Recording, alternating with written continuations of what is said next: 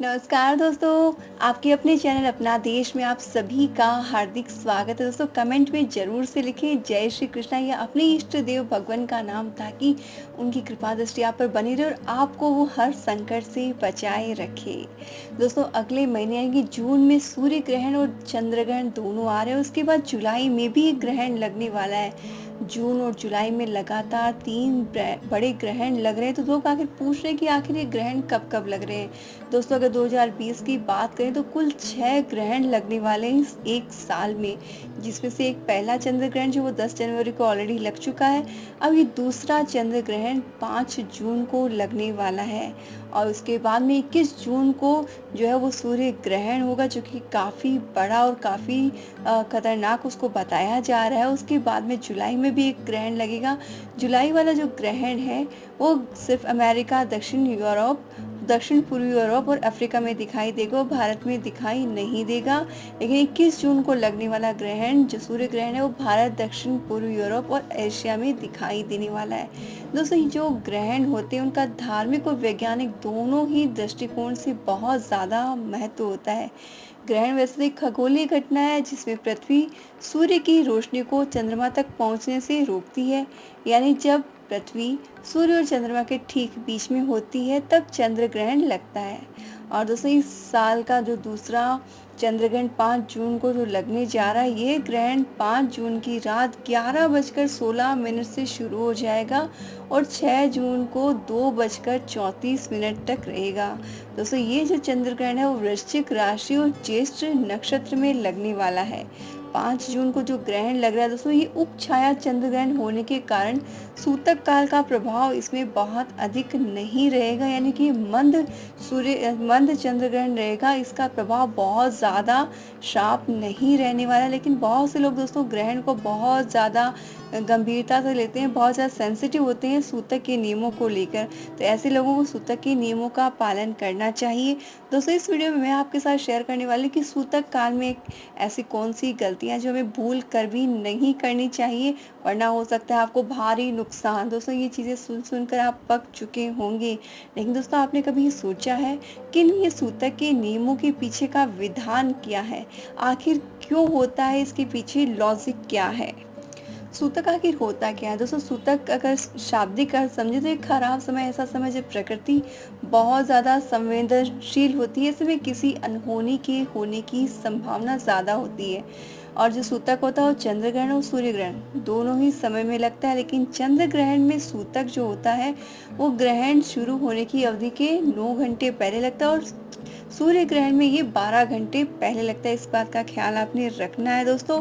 वैसे सूतक दोस्तों जब घर में कोई बच्चा जन्म लेता है तब भी 10 दिन तक सूतक की अवधि होती है, यानी कि उसमें कोई शुभ कार्य नहीं किया जाता है। घर की शुद्धि के बाद ही कोई शुभ कार्य किया जाता है। वैसे ही चंद्र ग्रहण और सूर्य ग्रहण होने पर सूतक की अवधि के बाद, ग्रहण समाप्त होने के बाद घर की शुद्धि, शरीर की शुद्धि होने के बाद में ही कोई कार्य किया जाता है। तो पहले दोस्तों मैं आपको वो नियम बता देती हूँ जो सदियों से आप सुनते आए हो, जो सूतक के बेसिक नियम हमारे शास्त्रों में बताए गए हैं। दोस्तों ये नियम तब बने थे जब इलेक्ट्रिसिटी की जो है इन्वेंशन नहीं हुई थी, रोशनी का आविष्कार उस टाइम नहीं हुआ था। लोग जो है सूर्य और चंद्रमा पर डिपेंड होते थे काम को करने के लिए। ये उतने पुराने नियम हैं। इनमें सबसे पहला नियम आता है कि खाना पीना जो है उससे रिलेटेड है। सूतक ग्रहण काल में हमें कुछ खाना नहीं चाहिए, लेकिन गर्भवती महिलाएं हैं, बीमार व्यक्ति हैं, छोटे बच्चे हैं, कोई वृद्धजन है, उन पर ये नियम लागू नहीं होते। ऐसी कैसी बात? अगर खाना विषाक्त होता है, अगर बैक्टीरिया पनपते हैं सूतक और ग्रहण काल में, तो वो सभी के लिए नुकसानदायक है। क्या उनके लिए नुकसानदायक नहीं है? लेकिन उन्हें छूट दी गई क्यों? दोस्तों आज इस वीडियो में मैं उन सभी चीज़ों के बारे में आपसे इन्फॉर्मेशन शेयर करूंगी, ताकि आपको कहीं पे भी कंफ्यूजन है तो सारे कंफ्यूजन आपके दूर होने वाले हैं। दोस्तों सूतक के समय में खाने पीने की चीज़ों को खाना अवॉइड करने के लिए कहा जाता है। उसका एक वैज्ञानिक आधार भी है, क्योंकि जब सूर्य या चंद्रमा की रोशनी नहीं होती तो वातावरण में कुछ खतरनाक कीटाणु होते हैं जो हमारी हेल्थ को नुकसान पहुंचा सकते हैं। जब हम कुछ खाते हैं तो हवा में मौजूद कीटाणु हमारे भोजन के साथ हमारे पेट में जा सकते हैं, हमारी सांस के साथ जा सकते हैं, हम जो पानी पीते हैं उसके साथ में शरीर के अंदर प्रवेश कर सकते हैं। वो हमारे शरीर में प्रवेश ना करें, हमें बीमार ना करें, इसीलिए सूतक को ग्रहण के समय में कोई भी चीज़ खाने के लिए मनाही की जाती है। और जब घर के बाहर निकलते हैं खुले में, ये ज़्यादा इफ़ेक्टिव होते हैं, इसीलिए घर में अंदर रहने की सलाह दी जाती है।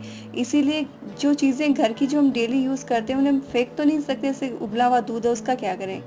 ऐसा है, खाना बना हो तो उसका क्या करें? तो इन सभी चीज़ों को खराब होने से बचाने के लिए उसमें कुशा ग्रास जो होती है वो, या फिर तुलसी के पत्ते जो है हम डाल के रख देते हैं, ताकि उसमें किसी तरह के बैक्टीरिया जो उत्पन्न ना हो। इस तरह से हम खाने को प्रिजर्व कर लेते हैं, लेकिन खाना खाने की मनाही हमारे शास्त्रों में बताई गई है।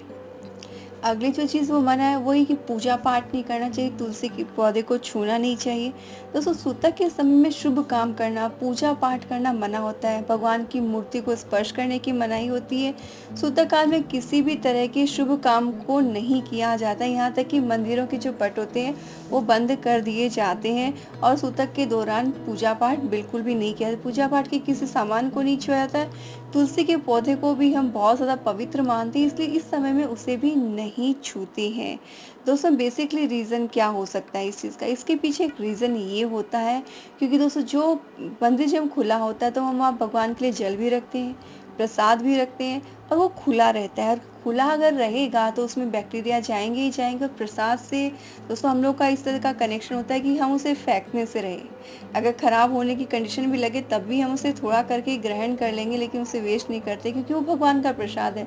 और इस भावना के साथ कोई व्यक्ति बीमार ना हो, इसलिए इस समय मंदिर के पट बंद कर दिए जाते हैं, ताकि कोई इंसान ना तो भोग लगाएगा, ना ही कुछ खाएगा, ना ही बीमार होगा। यानी कि लोगों को बीमार होने से बचाने के लिए नियम बनाया गया कि कोई भी चीज़ आपने इस समय मंदिर में ना तो भोग लगाने, ना ही आपने पूजा पाठ करनी है। साथ ही पूजा पाठ की चीज़ों को छूने के लिए भी मना किया जाता है, क्योंकि अशुद्ध हाथों से किसी चीज़ को नहीं छूना चाहिए, इसलिए। तीसरी बात आती है कि गर्भवती महिलाओं को बहुत सारे नियम बताए जाते हैं, ताकि उन्हें किसी भी तरह की परेशानी से बचाया जा सके। उन्हें घर से बाहर नहीं निकलना होता है, उन्हें घर में ही रहने की सलाह दी जाती है। सूतक काल में उन्हें कुछ भी काटने की मना दी जाती है, कि चाकू, कैंची, कोई भी जो धारदार चीज़ें, शार्प चीज़ें, उन्हें उसका इस्तेमाल नहीं करना चाहिए। इसके पीछे लॉजिक क्या है दोस्तों? एक्चुअली होता क्या है, पहले के ज़माने में जब लाइट नहीं थी, अंधेरे में, क्योंकि अगर ग्रहण होगा तो उस टाइम अंधकार छा जाता है, तो उस समय में कोई जो गर्भवती महिला है अपने आप को किसी तरह से चोट ना पहुंचा दे, इसी की सुरक्षा की भावना से ये चीज़ें जो है बोली गई। वरना आप ही दोस्तों ये चीज़ बताइए कि पर्टिकुलर उन्हीं के लिए क्यों? क्योंकि उनकी जो गर्भ में बच्चा पल रहा है उसे किसी तरह का नुकसान ना हो, इसीलिए ऐसे नियम बनाए गए। साथ ही उसे एक बहुत ही टेढ़ा नियम बोल सकते हैं कि सोने की मनाही होती है। गर्भवती महिलाएं वो कष्ट में है, शारीरिक अवस्था उनकी ऐसी नहीं कि वो बैठे रह सके, लेकिन फिर भी फोर्सफुली घर के लोग उन्हें जो है जबरन फोर्स डालते हैं कि तुम्हें सोना नहीं है, तुम्हें आराम नहीं करना, तुम्हें लेटना नहीं है, तुम्हें बैठे ही रहना है। दोस्तों, ये बहुत ही गलत है। सोने की मनाही इसलिए दी जाती थी कि उस टाइम लाइट नहीं होती थी, कोई जानवर है, कोई सांप अगर अंधेरे में आकर काट जाए तो पता भी नहीं चलेगा, और जगह वो इंसान अपनी सुरक्षा कर सकता है। इसीलिए ग्रहण के दौरान सोने की मनाही हुआ करती थी, लेकिन दोस्तों ऐसा अभी नहीं है। साथ ही अगली चीज़ होती है कि नहाना नहीं चाहिए। दोस्तों, नहाने का बेसिक लॉजिक क्या होता है?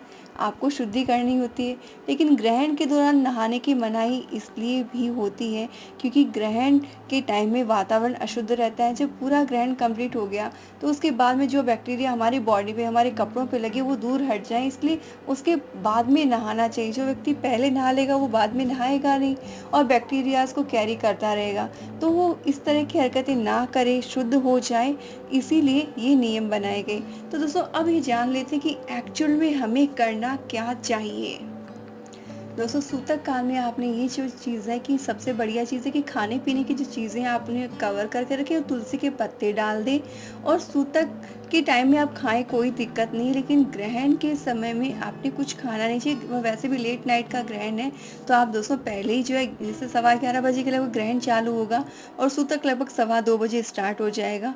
तो सवा 2 बजे से लेकर 11 बजे के बीच में कोई दिक्कत नहीं, आप खाना तो खा सकते हैं, लेकिन आप ये चीज़ का ख़्याल रखें कि आप खाना एक्स्ट्रा ना बनाएँ, क्योंकि ग्रहण के बाद जो बचा हुआ खाना होता है, उसे यूज़ नहीं किया जाता है, उसे बेसिकली किसी जानवर को खिला दिया जाता है। बहुत बार दोस्तों ये चीज़ बोली जाती है कि गाय को नहीं खिलाना चाहिए, क्योंकि गाय जो है उनको हम जो है देवी-देवताओं के रूप में पूजते हैं, मानते हैं, तो उन्हें बचा हुआ खाना या फिर जो अशुद्ध खाना वो नहीं खिलाना चाहिए। आप किसी जानवर को, पक्षियों को खिला सकते हैं, लेकिन गौ माता को ये खाना जो हमें नहीं खिलाना चाहिए। तो ये तो हो गया खाने से रिलेटेड सावधानी। अगली जो चीज़ है कि पूजा-पाठ की, बहुत से जन बोलते हैं कि जैसे हम लोग पूजा-पाठ करना चाहते हैं तो माला का या मंत्र करना है तो कैसे करें? दोस्तों माला को आप छू सकते हैं, क्योंकि माला जो होती है वॉशेबल होती है। आप पूजा-पाठ कंप्लीट करने के बाद में जब ग्रहण खत्म हो जाए उसके बाद में नहाने के बाद माला के ये सब को जब मंदिर की सफाई आप करते हैं, तो उसके साथ माला का भी आप वॉश करके यूज़ कर सकते हैं। यानी जब सूतक का समय स्टार्ट यानी कि लगभग जैसे सवा 2 बजे सूतक लगेगा, उसके पहले ही आप दोस्तों अगर मंदिर में जो अगर गंगा जल रखा है तो उसे आप साइड कर लें। इसके साथ ही जो माला है उसे भी आपने चौकी पर रखने लाए, किसी और चीज़ पे आप अलग से रख लें। लेकिन भगवान की किताबें वगैरह वो आपने नहीं छूनी चाहिए, क्योंकि वो वॉशेबल नहीं होती, तो उन्हें नहीं छूना चाहिए। और उसके बाद में आपने भगवान का जो पट है उसे पर्दा लगाना चाहिए, गेट बंद कर देना चाहिए। उसके बाद भगवान के मंदिर को आपने नहीं छूना चाहिए। ग्रहण के दौरान आप माला का इस्तेमाल करके माला से आप जप जो है वो बिल्कुल कर सकते हैं, उसमें कोई भी दिक्कत नहीं है। और ग्रहण के बाद में जो है आपने जो ये जो माला है उसको वॉश करने के बाद में गंगा जल से पवित्र करके आप पूजा के लिए इस्तेमाल कर सकते हैं। और गर्भवती महिलाओं को दोस्तों इस समय खाने-पीने की कोई मना नहीं, उन्हें जो भी अपने खाने-पीने की चीज़ें उन्हें रूम में रख लेनी चाहिए, उसमें तुलसी पत्र डाल के वो आराम से खा सकती हैं। और कोई चीज़ काटने की ऐसी कोई बात नहीं, जो अकेली लेडीज़ रहती है दोस्तों उन्हें खाना भी बनाना होता है, सब काम करना ही होता है, तो ये उनके लिए पॉसिबल ही नहीं कि वो काँटा, छुरी या चाकू का इस्तेमाल ना करें। करना होता है लेकिन सावधानी से करें, सिर्फ़ प्रिकॉशन के लिए ये नियम बनाए गए ताकि उन्हें किसी तरह की चोट ना पहुँचे, उन्हें किसी तरह की तकलीफ़ देने के लिए नियम नहीं बने, उनकी सुरक्षा के लिए ही नियम बने हैं। तो जहाँ दिक्कत नहीं है तो वहाँ पर कोई प्रॉब्लम नहीं है। साथ ही सोने की कोई मनाही नहीं है दोस्तों, इस चीज़ का आपने ख़्याल रखना है। ग्रहण के दौरान आप आराम से सो जाइए, 11 बजे के पहले आप खाना खाइए और उसके बाद में आराम से सो जाइए। जिन लोगों को ग्रहण के दौरान पूजा पाठ करने की इच्छा है और चाहते हैं कि ईश्वर का आशीर्वाद, क्योंकि बोलते हैं कि इस समय ईश्वर का आशीर्वाद बहुत जल्दी प्राप्त होता है, तो जो लोग ईश्वर का आशीर्वाद प्राप्त करना चाहते हैं वो जाग कर माला फेर सकते हैं, अन्यथा आप सो सकते हैं, उसमें कोई दिक्कत नहीं है। और ग्रहण खत्म होने के बाद में आपने ज़रूर से नहाना चाहिए। ग्रहण के समय में आपने अवॉइड करना है। वैसे ही दोस्तों इतने लेट नाइट कौन नहाएगा, आप 11 बजे के पहले ही नहाकर सो सकते हैं, कोई प्रॉब्लम नहीं है। ग्रहण स्टार्ट होने के बाद में आपने नहाना नहीं चाहिए। और फिर सुबह उठकर आपने दोस्तों स्नान करने के पहले आपने उसमें थोड़ा-सा गंगा जल मिलाकर आप स्नान कर लें, घर की सफाई कर लें और फिर घर के मंदिर अगर नॉर्मल डेली रूटीन में भी मंदिर की सफाई अगर नहीं करते, लेकिन ग्रहण के बाद आपने मंदिर की सफाई अच्छे से कर लेनी चाहिए। उसके बाद में गंगा जल का छिड़काव पूरे घर में करना चाहिए। हमेशा ख्याल रखें दोस्तों, जब भी आप किसी पवित्र जल का छिड़काव करें तो घर के बाहर से स्टार्ट करना है, यानी मेन गेट से आप स्टार्ट करते हुए पूरे घर में गंगा जल का छिड़काव करेंगे। बस बाथरूम के एरिया को अवॉइड करना चाहिए। बाथरूम की दीवार में भी आपने गंगा जल या पवित्र जल का छिड़काव नहीं करना चाहिए। बाकी पूरे घर में आप गंगा जल का छिड़काव कर सकते हैं और जो बचा हुआ जल रहे जो आपने बर्तन में निकाला है उसे किसी प्लांट में आपने डाल देना चाहिए। इस तरह से पूरे घर को आपने शुद्ध कर लेना चाहिए। दोस्तों सूतक जो है वो सुरक्षा के लिए बना है, क्योंकि अगर साइंस की भी माने तो इस समय में कुछ बैक्टीरिया हवा में आ जाते हैं, उससे हमें किसी तरह की बीमारी नहीं हो, नुकसान नहीं हो। सिर्फ और सिर्फ इसी के लिए नियम बनाए गए। आज के समय में किस नियम की कितनी प्रासंगिकता है, कितना सही है, उसके अकॉर्डिंग आपने फॉलो करना चाहिए। अंधभक्ति नहीं करनी चाहिए कि बस शास्त्रों में लिखा है कि सोना नहीं चाहिए तो गर्भवती महिला को जबरदस्ती रात को बिठा के रखो, ये कोई भी ऐसा नियम सही नहीं है। उन्हें रेस्ट करने की ज़रूरत है, उनका केयर करना चाहिए, इस समय ध्यान रखना चाहिए और अच्छी नींद और अच्छा खाना उनके लिए ज़रूरी है। तो इन चीज़ों का ख्याल रखते हुए आपने अपने परिवार की रक्षा करनी चाहिए। दोस्तों ये तो मेरे विचार हैं सूतक से तो इस रिलेटेड वीडियो में नियमों के इतना लिए। ही। हो हम सकता फिर है आपके हाजिर होंगे एक विचार नई वीडियो को मेरे लेकर। विचारों तब से तक आप अलग, अगर देखते आपको रहिए। मेरे और विचार दोस्तों कैसे लगे इन्फॉर्मेशन आप आपको कमेंट अच्छी करके लगी ज़रूर तो से आपसे बताएँ। शेयर साथ ही जरूर दोस्तों से अपने हमारे कीजिएगा। चैनल को जय श्री सब्सक्राइब कृष्णा। करके रख लीजिए, घंटी के बटन को प्रेस कर दीजिए। हम फिर हाजिर होंगे एक नई वीडियो के साथ। तब तक देखते रहिए और अपने परिवार का अच्छे से ख्याल रखिए। जय श्री कृष्णा।